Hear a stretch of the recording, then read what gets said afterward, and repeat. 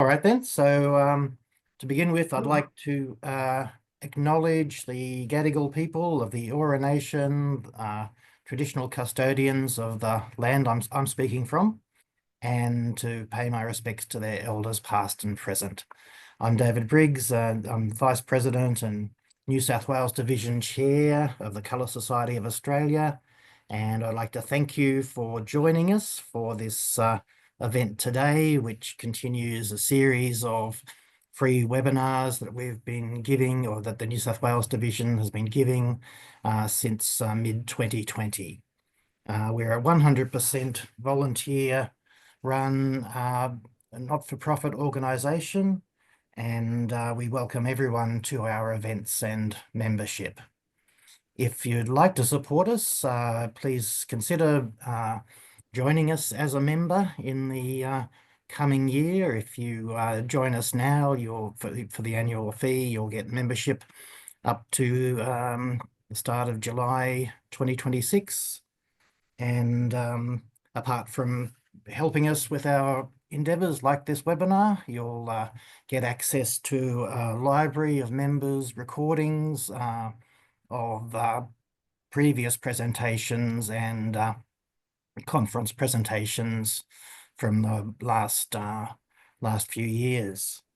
In any case, please keep an eye out for on our social media or website for our coming events, including a presentation next month by Professor of Architectural Practice, Fiona McLaughlin of the University of Edinburgh, and of course our conference, our national conference, Colour Matrix Sydney 2025, coming up on October 31st to November 2nd in Sydney. And that's shaping up, as we were just saying, to be a really exciting event with colour specialists of many different kinds giving presentations for anyone interested in colour to bring us up to date with developments in their field. We have a full house of 100 people, so we're asking you to stay muted during the presentation. But if you have questions, please type them into the chat during the presentation, and we'll get to as many as we can at the end. This is the fourth in a series of fabulous events initiated by our Canberra Colour Club,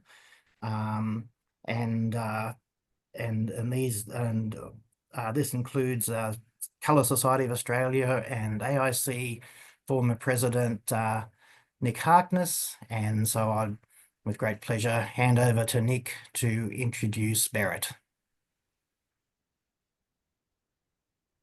Thank you, David, again for facilitating one of our Canberra Colour Club meetings, which is very much appreciated. It's a great pleasure to introduce my longtime friend, Berit Bergstrom, a champion in the world of colour education. I'd also like to congratulate Berit on recently receiving the AIC Colour Art, Design and Environmental Award, recognising her contribution to the world of colour over many years. To summarise, I would like to use the citation from the Swedish Colour Centre, which accompanied her nomination for this award. Berit is a true pioneer of colour education, design and research. Her career has been defined by the commitment to introduce the integration of colour design into the built environment, design practices and education systems. Her work has advanced how colour is studied, taught and applied in architecture, art and design, ensuring that future generations of designers and educators understand the profound role colour plays in shaping space. Her career is dedicated to bridging the gap between colour theory and practical application. I and my daughter Rebecca were better able to understand the fundamentals of colour when we attended Berit's brainchild, the NCS Colour School Summer Retreat, and a truly absorbing colour event. Berit, for you and Colour Choices, the floor is yours. Thank you. Thank you very much, Nick. Very, very kind. and I'm very honored to give this talk to you for this in this morning. But I know you have dinner, but I have I just had breakfast, so we are different timetable here. But choosing color, I will talk about color choices and achieving the desired effect in color schemes and design. And of course, there are no given rules how to do, but what is wrong and what is right and what is beautiful and so on. But there are some guidance that we can find also in our color research, for instance. So this is more the knowledge that I want to give you a little bit about. And then next, now it I will, what, okay. It will take the next one like that. So I would say there is a lack of color education. Unfortunately, color is taken on a secondary importance at many design and architecture schools. The old knowledge of color is disappearing because the teaching of color is no longer compulsory in architectural and design programs. Color teaching is also important for future color research, so that is really important. The background to my book. Knowledge and experience from color teaching in color theory and color choices for students and professionals since 1990 has resulted in this book. So it's about 35 years of color education that you can find the knowledge that I have given to people. I would like to have it in a book so everyone can read it. And it's my contribution to color teaching as a creating, learning, and inspiring instrument when designing our surroundings in a world rich in symbols. There are many beliefs about how color affects us.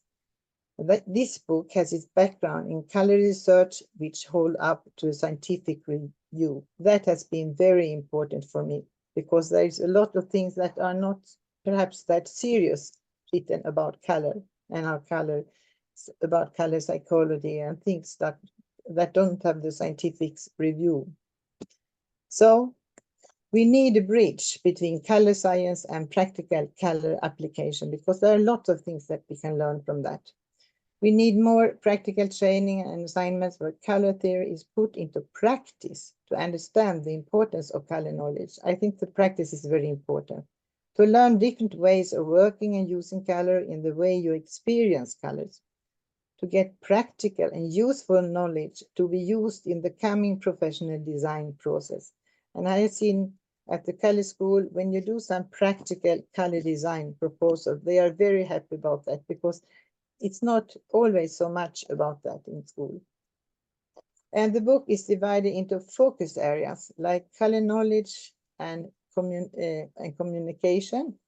And then we have methods and approaches in practice. And then we have inspirational and practical use of color in color schemes. But of course, you will not get everything which is in the book, but there are some things taken from there, from that chapter and from that chapter. But we will go into every chapter, but some short and some longer talks.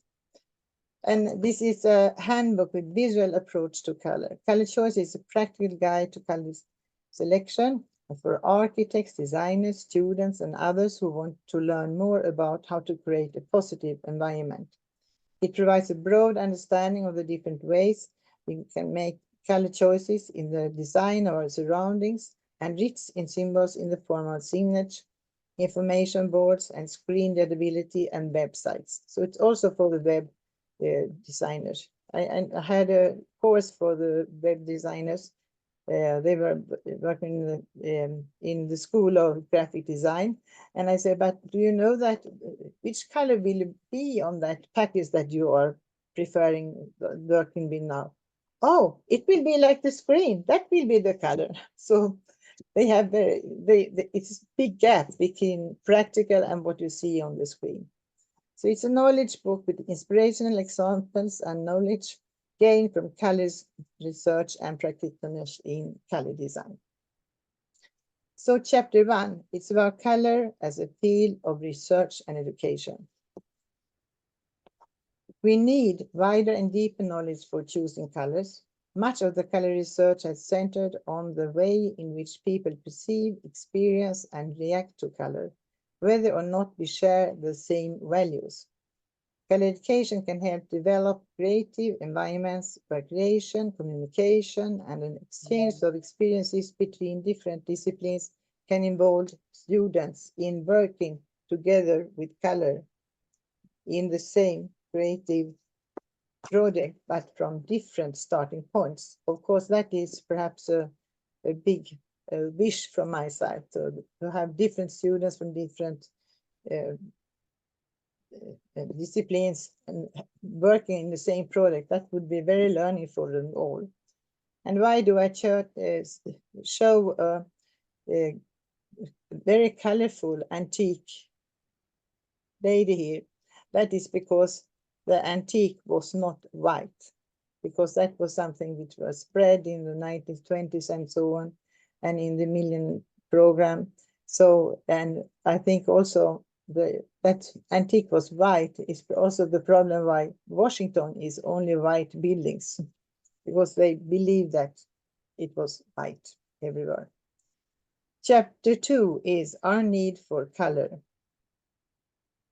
And we are surrounded by color, and color tells us things, beautifies, arises feeling. We see color as a sort of information every waking moment. We can distinguish, okay, sorry, but I have this view. Can I move it too? Yeah, I can. We can distinguish the color differences between the turquoise only when they are close together. 10 million colors. As you can see here, you can see here that we have these two turquoise. They look the same, but if they are close to each other, you can see it's two different colors. But this one are characteristically identifiable colors, and we are like 20,000, because we can see this is more purple and this is more bluish. We can see that. Color perception, a mental phenomenon. And colors are created in the psyche in the very moment we perceive them and as long as we look at them. It's important in color science to distinguish between physical color physics and perceptual color psychology. What we see is color as color. Here we see the sunny summer evening in Stockholm on the boat. We have a very light evening now. Today we go and lay down to sleep in very light evening, and we wake up also when the sun is coming. So we have very short, dark nights here for the moment. Then it's a lot also about color vision, of course, in this chapter, but I just wanted to show you the defective color vision, because the scale on the top follows the order in a color circle and tells the students has a normal color vision. They always look like this.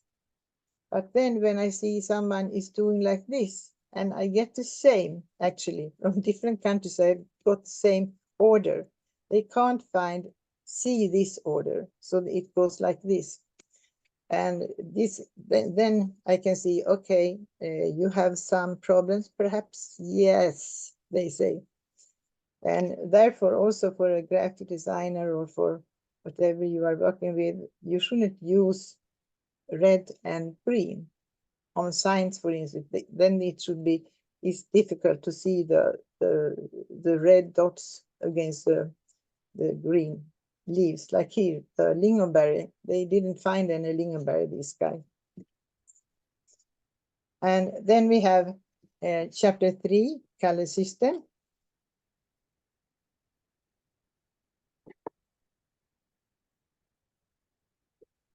And here are some sample collections and color systems. If we start from the bottom, we have here color collections, which is no systems. And there we have AFNOR, RAL, British Standard, industrial collections, safety colors, elections for different purposes, and color names. They are only collection of colors with no system behind. And then we have production-driven system. There we have RGB, CMYK, Pantone, the paint industry mixing systems. And then we have instrument-based. There we have CIE, C-Lab, RAL design system, Eurocolor, color curve. Some of them are not used any longer, I think.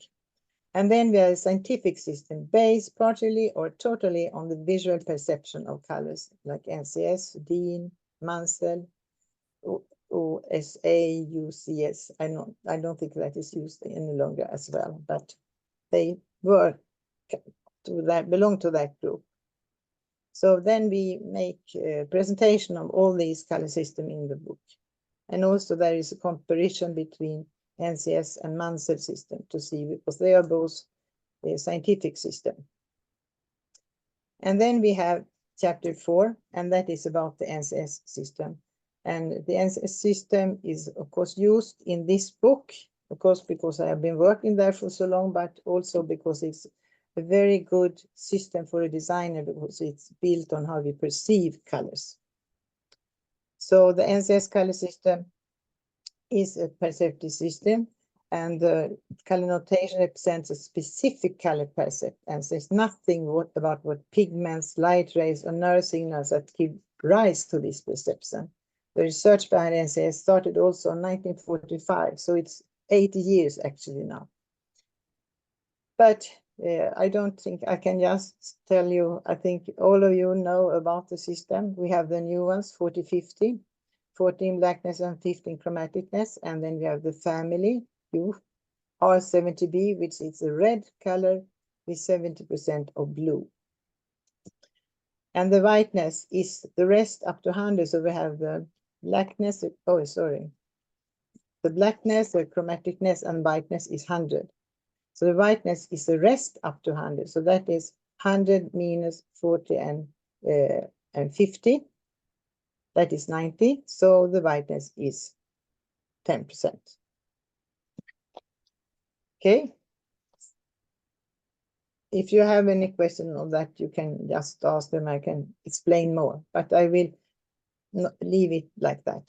But we use it because it's a perceptive system built on how we perceive color, and it's not about pigments and so on. But NCS makes also it possible to determine, interpolate intermediate colors.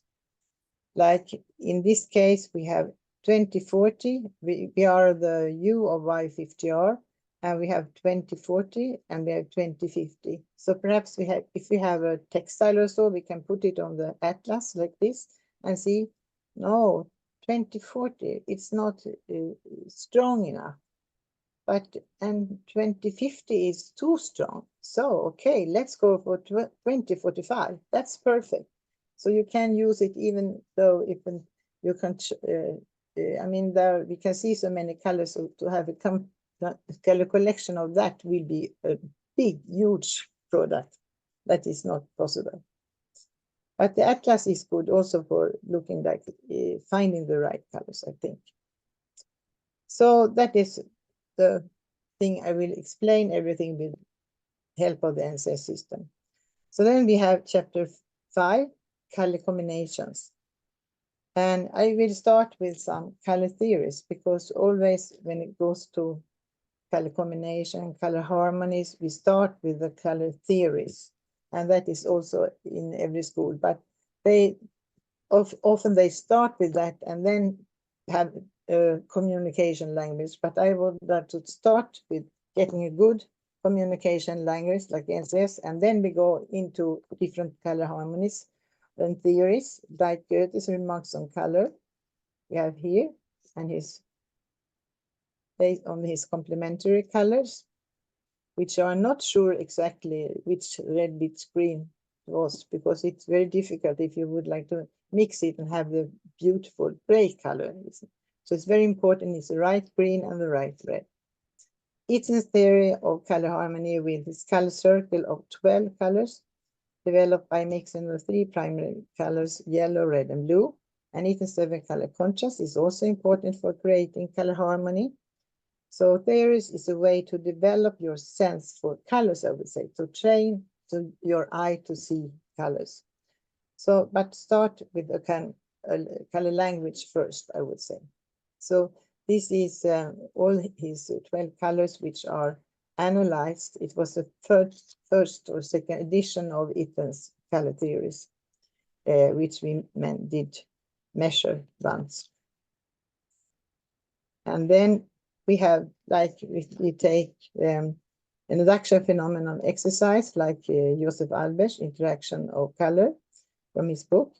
Then we see here, we have to the left, we have 3040 being 90G as a background color. And here we have 3040 G20Y as a background color. But the colors in the middle colors, they are both 3040 G10Y, 3040 G10Y. You can see it's the same. But if we look here, we can see that this one looks more bluish and this one looks not so bluish like that one. So we can try to find a bluish color for this left one. So we can see here.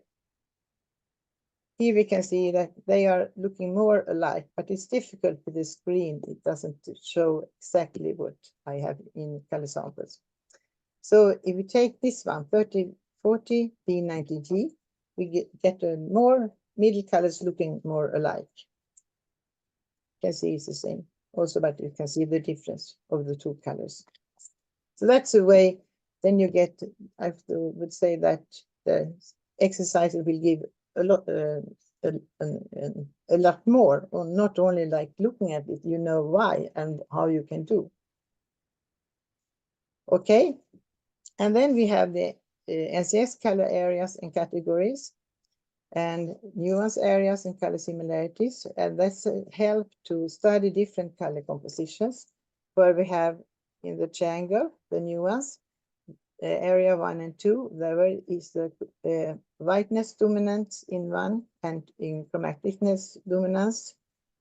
Whiteness is in the whole one, but it's more chromatic than that one, which is in number 1. And then we have 3 and 4, where we have the chromatic dominance, and 5 and 6, where we have the blackness dominance. And then in the middle, sometimes we call them middle colors actually.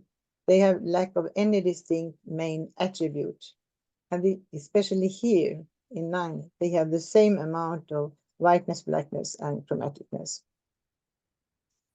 And then Wolfgang Armitage and I, we were working on more verbal description of colors, because it's trying to get easier to understand, perhaps. So here we have pale colors. So there are dull pale colors, and pale colors, we have a little bit more of chromaticness. And then we have bright colors and strong colors. They are more darker, they have more blackness, and they are more whiteness. And then we have the deep colors here, and the 8, and we have light colors there. So it's something in between these two. And then we have muted colors in the middle. And here we have deep colors, dark colors, dark colors. So it's more other name, verbal description of the names instead. Also, you see the different samples, how they look in the different areas of the triangle. So NCS color category scheme is also a very helpful tool, actually, to analyze the color assortment. You have here all the 7 nuance areas that we talked about. And then here we have 8 different hue areas, where we have first the yellow ones, that's a greenish yellow, and here is a reddish yellow. And here we have the red one with the yellowish red and a bluish red, and then we have the blues with the reddish blue and a greenish blue, and here we have the greens with a bluish green and a bluish green, and then a yellowish green. So that is the whole area. So, and this is actually an analysis of a sewing thread assortment. And it's necessary, is it necessary to have so many colors here, for instance? You get a very good overview of the colors. But here, aren't we lack of any colors? You see, there's a few colors here. So I think actually, so they thought that the purple area should be a little more, you can see a little more colors here. So which colors serves as marks, and which colors break out from the core and pattern. So it is a very nice way, because we had if you have a big collection of colors you have found, and then you put it in a category scheme, you can see immediately where the colors are and are they a good range or not. And then we have color harmonies and color similarities. Studying the NCS color space, one finds a number of properties which are easily identifiable as similarities. These similarities between colors affect the expressive quality of the color composition. Swedish studies have found that the NCS similarities also tend to be more harmonious than others. And we have this same hue, color family, the same nuance, very common in the color assortment. We have the same blackness and same chromaticness. And here we have the same whiteness. And then we have another relationship between color that we call close related colors. They are in 10 steps in the circle, wherever you like. They can be between Y and red, or Y50R to R50B. But it should be 10 colors. And a system provides a tool for experimenting with different color harmonies. That's why it's easy. And also you can work with them and you can see, okay, this was not good color combination. Why wasn't it a good color combination? Perhaps because something is wrong here, and you can find out what you should change to get a good color combination. And Swedish studies also have found that NCS similarities also tend to be more harmonious than others, because you can recognize it. You can see they are from the same color family, and they have the same blackness, for instance. They look very good, and so on. And here is close related colors between R80B and B60. That's a bathroom from Dan Andersson, an interior designer. And here we have at the Italian Institute of Stockholm, you know, the Italian Gio Ponti design. He has a very funny furniture, I would say, very happy furniture. And this is between, we had measured it, and it's between R60B and B70G. So that's a good way of choosing color, close related colors, actually. And I think it's very common. Then we have the lightness contrast. And contrast in lightness is highly important in the patterning context. And to determine the lightness position of a color, one compared with the lightness scale, gray scale. So here we have a blue color which has an inherentness of blueness and of inherentness of darkness, and a yellow color which has an inherentness of lightness. So you can see that the gray scale sample, that we don't see any difference between these one. They have the same light. It's only 1500 in blackness, and this one blue is 4500 N in gray. So you can see they are blue in itself is darker than yellow color. And here is also great contrast gives a clearly distinguished pattern, and a small difference in lightness makes for an indistinct pattern. Here we have a very indistinct pattern because that's yellow color to gray background. That's impossible to read. And this one a little bit better to read color legibility. And here we have a very good color legibility. So, and that is what we can find in the grocery store when we are looking at the marmalade and how much sugar is it here. And they have very, very common, very often you find these bad color contrast and small text. And not sufficient contrast in lightness is this hotel. And I think that from the start, these flowers didn't stand here.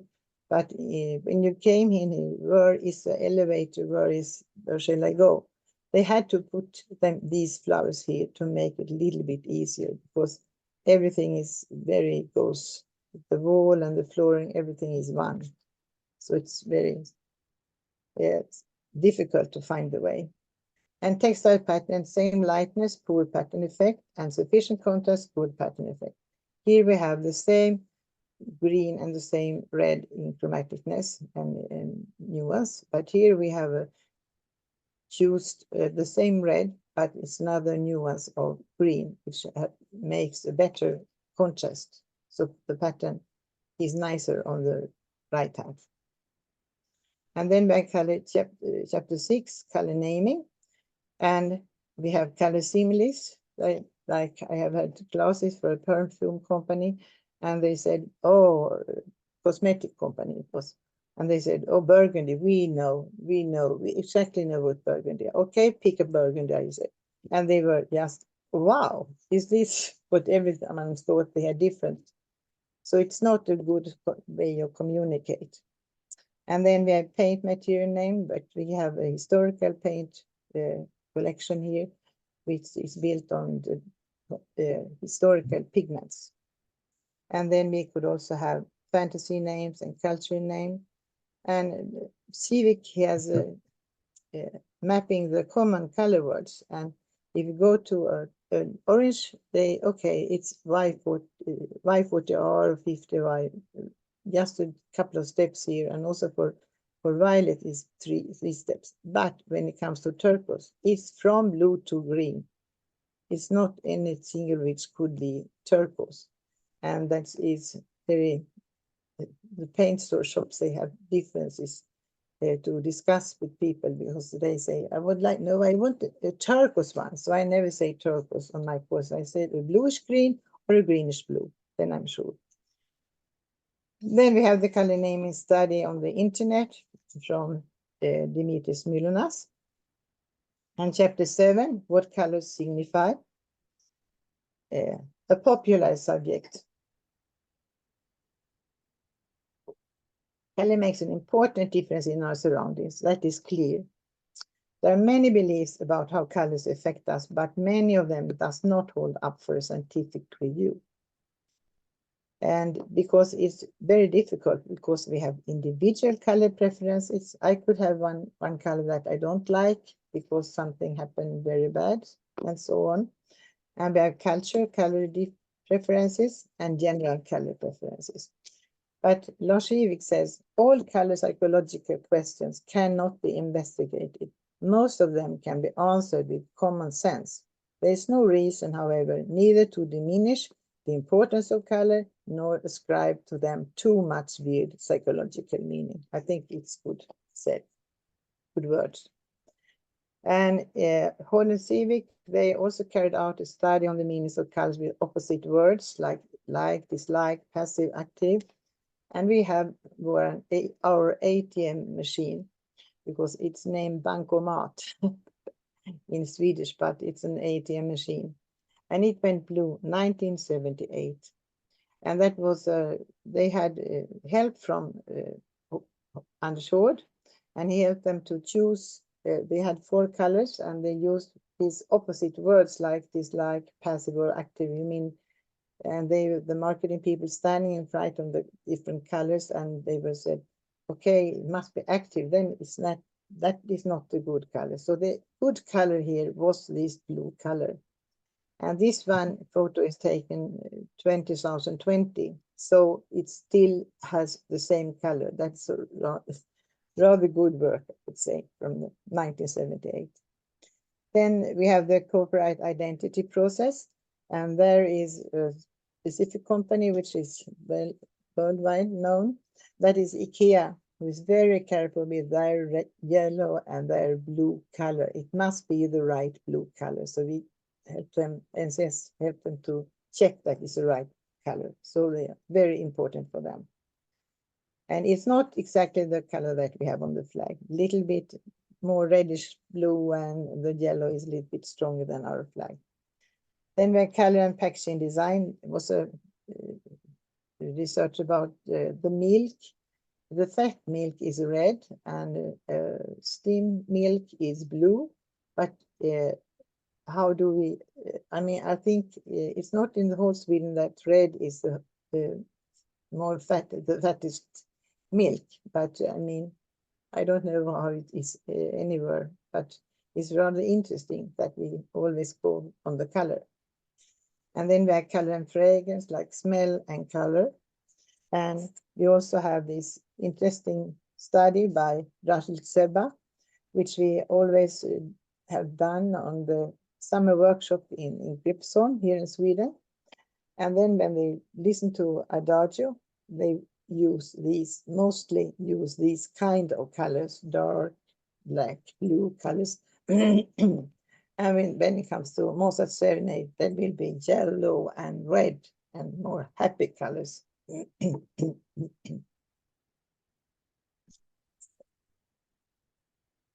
Chapter 8, the human impact of color. The nature is a natural and appreciated flora of color and light contrast, and colors which touch our senses and are self-evident in our nature. A richness and variety of colors that we all value highly. Can we find this variation in our environment? No, not so often, actually. But I think the white period has left a little bit.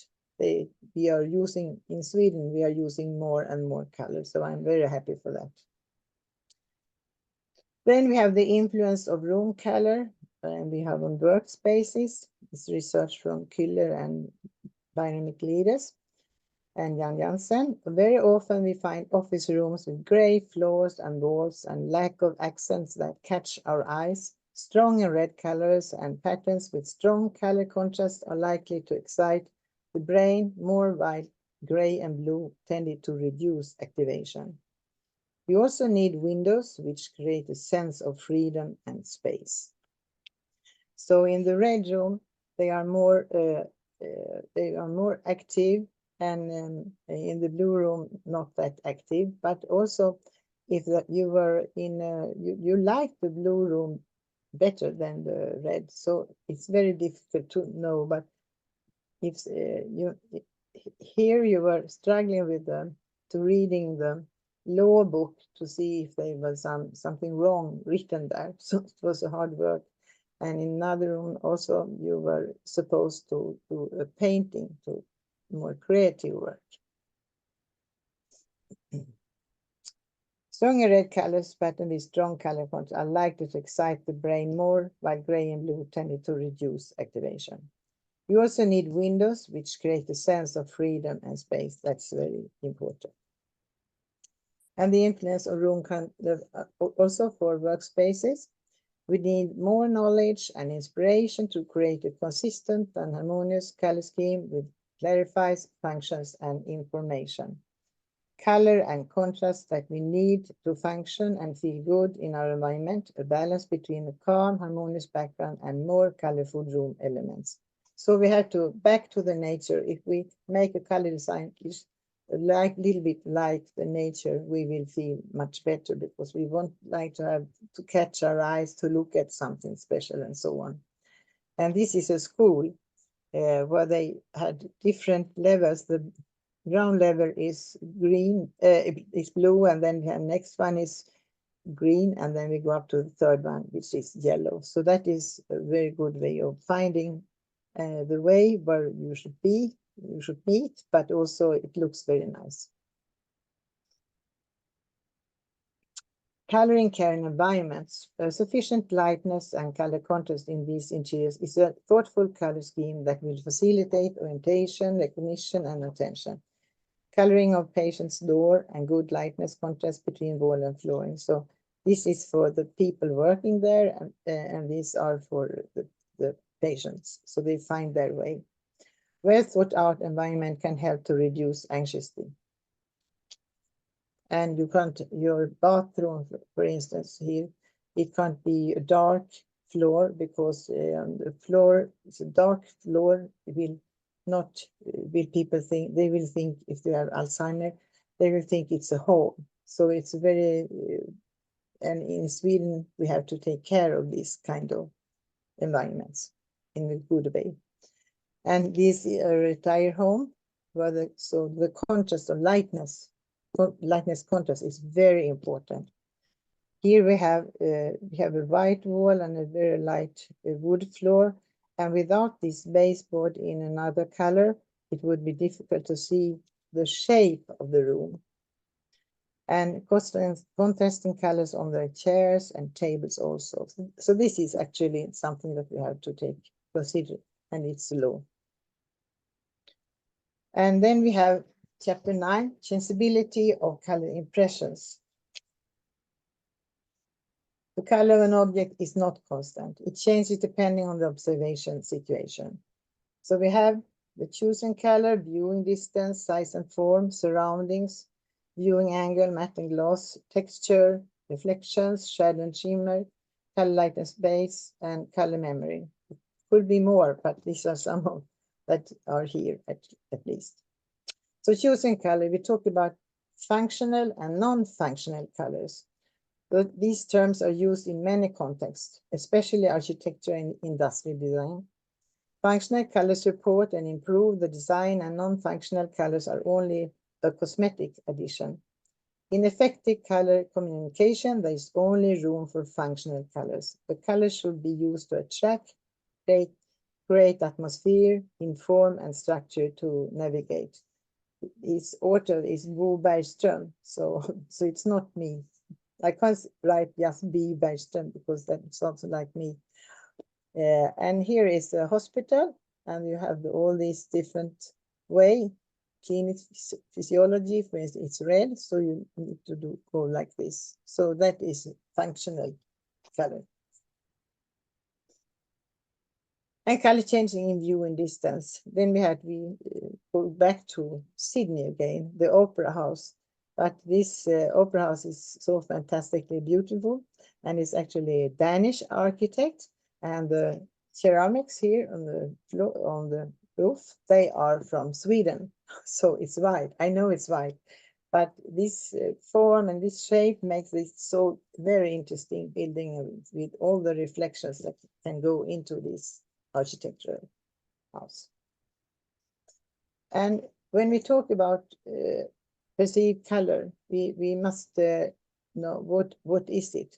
And this is how we do on the exercises. We go here, sit with the atlas or whatever we have, and find the color that we see here on the sunny side. And we can also find this one, which we see on distance, not what we believe it is, but we see.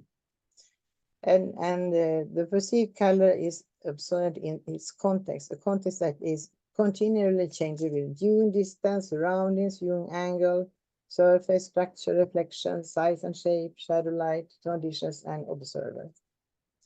And then we have inherent color. Then we go to measure the color on the wall, actually, with the color scan or with the color index or whatever we have. And the color that an object, surface, or material is considered in itself, regardless of the actual lighting and viewing distance. It can be operationally determined, for example, by comparison with a standardized color sample in a standardized viewing situation. From choosing color sample to facade, because we are sitting there with a small color card, and we are going to know exactly how will that be in reality. So we have this yellow sample. This is a sample that we are choosing, and this is the color that we perceive on the house when it's ready. So you see, it's less black and more chromatic. But here, I put the same sample that we are choosing on the white board, which is not good, but for exterior color, it's very good to have a black background, because then you see that this color is suddenly going closer to the perceived color that we will have. And here is the pink one, is dark, and it's also going a little bit lighter than that one. So they are more alike, but they are the same as this one, if we look at the color sample. And also the green is look very dark, and it has looked lighter, like it will be in reality. And then also, if we have a pure gray color, then that will go to bluish. Here on distance, we see this 4030 Y30R. It's looked much more lighter than on these color samples. And 3502Y, it's up there and it's there. So here is very light. And here is the board around the window, are darker gray. And exterior color change also in hue. So if we choose a color which is a pure yellow, we can see here pure yellow, and here we have the colors are changing towards this direction, and here, they change towards that direction. So if we choose a color which is yellow here, then we probably will get a greenish yellow that we will perceive. And also it comes, if you take a green here, it will be a bluish green. So if you take a pure red, it will very easily go to blue. And this one, Y70R, I know it because it was our house. And sometimes it looked almost bluish red, actually. So when the sun is in a specific way, the light. And size and form, this is the reason why I always wear dark colors and not whitish color, because it will get bigger. And then we have the viewing angle from matte and gloss, and it's very difficult to compare these two colors. Are they having the same color or not?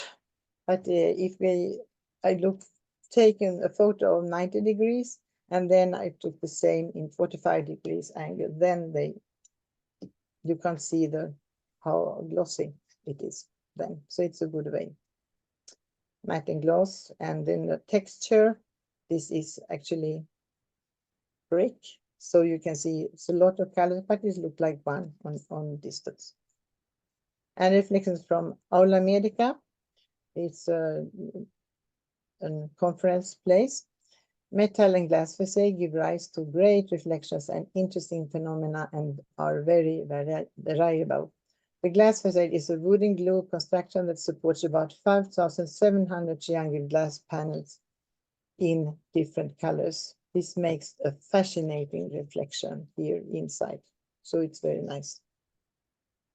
And I mean, also shadow and shimmer, it can also be very interesting environments. Here's the Stewart Gardner Museum in Boston. And here is Carl L's Studio Museum here in Stockholm. It looks very nice in the sun. So shadow and shimmer, it can also make it nice environments. Then we have color, light, and space, used for color concept. It's a part, and Risman is also there. And then we have the daylight, how that influences in interior spaces. We can see that this one is the inherent color. That's a color sample. And towards north, it's changed, will totally be more chromatic, and then starts also chromatic, but not as strong as towards north. And chapter 10, the last chapter, color inspiration and practical examples, like the viewing distance, greenery at the forest edge. You can see how they change a whole color scales from distance, because you see that they are the green trees are really the blue in distance. So it's a big difference from here to here on the science. Here, okay, sorry, I didn't show it. And color analysis and inspiring and learning project, or visual assessment of the NZ color samples parallel with the color scan. Analyzing of the colors of an actual object, exterior, interior, and products. Very nice way to do. And this is from a church, 18th century. It's a Rococo style, but it is specific Rococo because it's not. It's darker than the normal Rococo, but it's from a specific part of Sweden. The painting used slightly more muted and toned dark colors, but you get good inspiration. And then there is two color palettes of textile from Norris, and Joseph Frank is a Swedish designer. And he used really the true colors of flowers. They are more muted colors, and Frank had more happy colors, and not exactly like the reality, but he knew that. And then we have color analysis of Jaipur, the pink city, because it was the whole city in India, which was repainted in pink because King Albert would go there for a visit. And pink is a welcoming color in India. So he was very welcome to come there to the pink city. It's Götterström at NCS who has done this traveling and measured the colors. And we have Jodhpur, which is the blue city with indigo colors, and really it's indigo color because every color lies on RATB. And color analysis of flowers and leaves, that's a very common way of analyzing the nature color palette. And here we can have seen all the stones. They can also give to inspire a color scale. And also here, that's rather interesting because the birch tree and is also very nice to use in our furnitures. And it's a light wood. And here you can see this white here looks very white, but it's 1002 white. And this one is really a very common white color used at the Scandinavian color design from the 18th and 17th century. And the green grass here is not really, if I take a leaf from the trees or so, I will not get this color. I will probably get this color, which are in the shadow because the leaves are much darker than you believe. And then we have this analysis of from Grete Smedal from Longyearbyen, and she worked in a specific way because she should have color design on the houses, which was good in snow, and also then the other part of the year. So she used colors from these pale colors, vivid colors, and dark colors, but no one were good in both these exterior color, wintertime or summertime. But these muted colors in the middle color, these are the colors you see here. They were good in both winter and summertime. So it was a very good way of analyzing when you're working with a pattern, also for textile, for instance. And more to read, Color Choices, a practitioner's guide to color schemes. In this book, you can also find a lot of references for further reading. And you have the ISBN number there. And I would say that Musterschmidt collection, they have the book for selling, but also we can sell it from Sweden. But then you contact me, we can see what we can do. And what is necessary to learn about in color education? For me, color education is about perception, communication, compositions, associations, color changes, color analysis, a lot of practical color training, and which should end with a practical color project, because then the designer and architect are prepared to work right at once with color and not be afraid of color, because they can be sometimes. So just to show you something beautiful, because that is one of the most beautiful things I've seen at Jeju Island, a Bangju church, and the architect Itami Jun, he is Korean, but he has worked a lot in Japan. But this is an incredibly beautiful example of the interaction between nature, culture, and architecture. The first thing you notice about the building is the mirrored roof reflecting the light in harmony with the sky. Then you discover the water surrounds the church, and it looks like floating on the water, like Noah's Ark. Fantastic building. And inside is very beautiful and warm and welcoming. So this is what we can achieve in color education. So thank you all.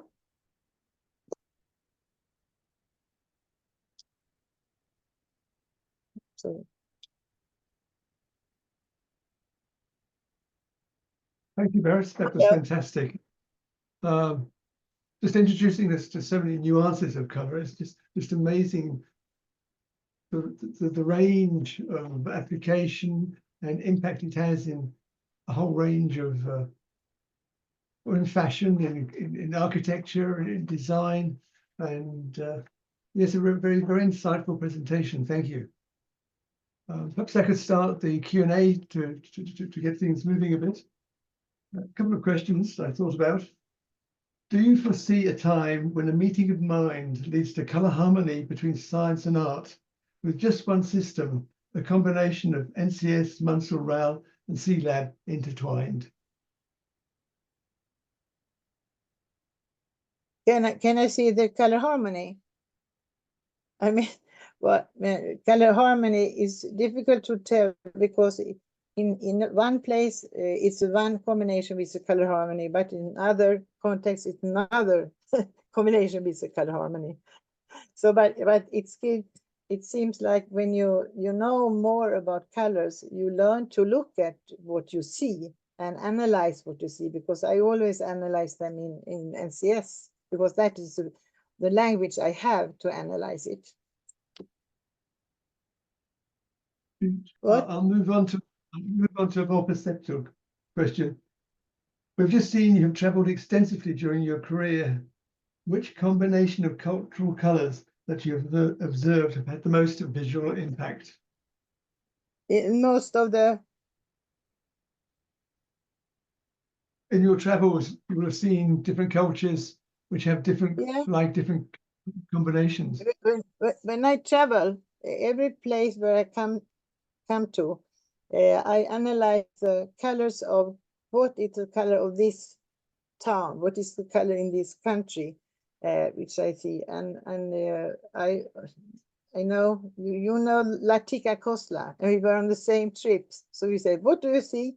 Yes, I see these colors are typical for this part. So we looked at the same thing. I don't know, but I didn't get the question right.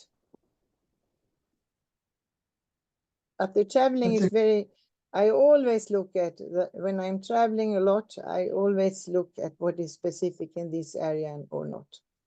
Can I look at the, I can't look at the questions here, no. I can start reading. Just hold on. Chat. Oops.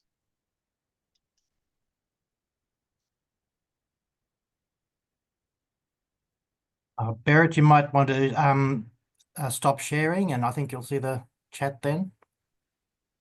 Stop. Oh yeah, okay, sorry, yeah. Oh, here you are, a lot of people here. Hi there.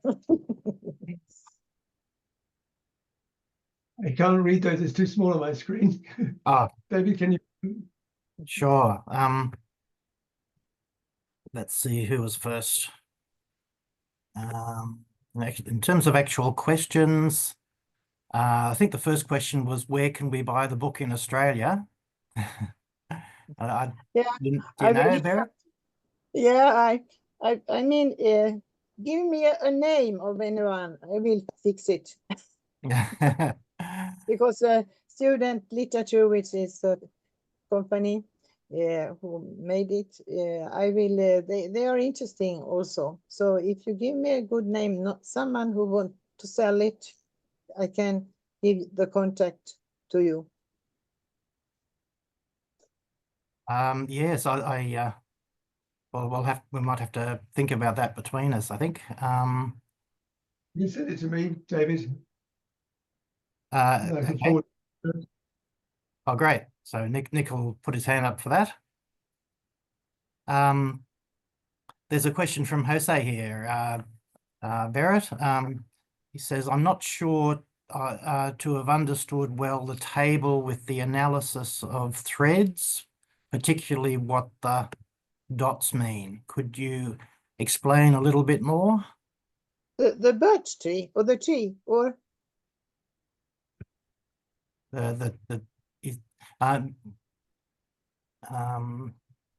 analyze of the analysis of threads.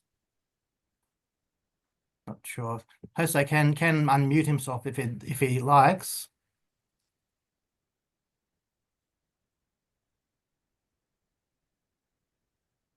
You should be able to unmute.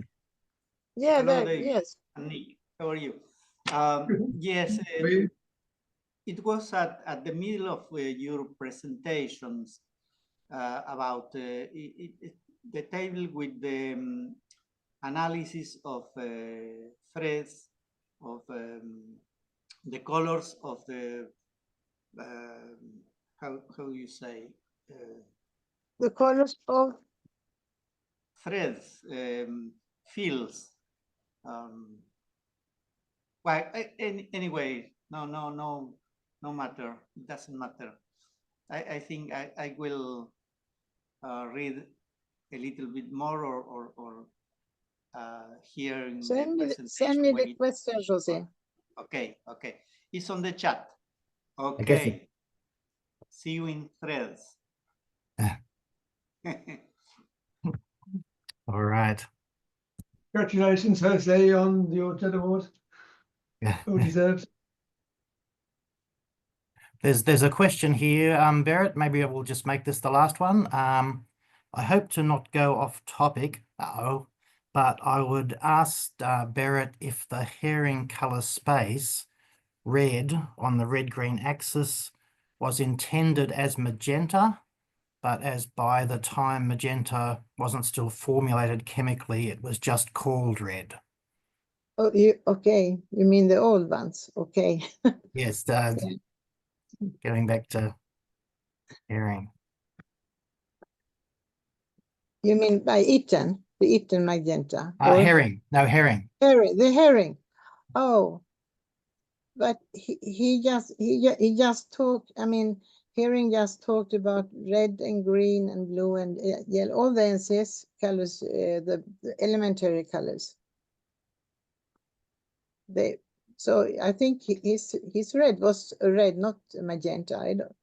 I haven't heard about that. I don't know. I think it's a red one because we are talking about that. When we go back to that is something that Anders perhaps could tell more about. Do we? I don't know the answer to this. Do we know if Herring ever sort of nominated some samples or paints that for him were the unique hues, or you know? Actually, I think it was more his principle that we need yes. 6 visual color to be able, because he wanted to come out of the color mixing the paint, because he said that, I mean, because to mix the colors with paint, we don't need all these colors. That's why I also think that it's difficult for people, for instance, to understand, but green, that's a mix of yellow and blue. Okay, so the grass is bluish yellow then. I mean, It doesn't really work, does it? No. Great. All right. Nick, do you want to thank Berit first, or I'll thank you first, Berit. Thanks so much for lending your expertise to our program. It's been really great, really very clear and well thought out presentation. So thank you. Nick, do you want to? I just endorse your comments, David. It's a great presentation, very insightful, a lot of useful information. So thank you, Berit, for spending the time to talk to us and share your knowledge. Yeah. All right. Thank you very much. I'm grateful to hear. Thanks. Thank you, Berit. Perhaps we will see each other in Taipei, in Taiwan. Some of us, perhaps. Yes, good. All right, then. Thank you, Berit. Yeah, thank you. Okay. Thanks, everyone. Thanks, everybody.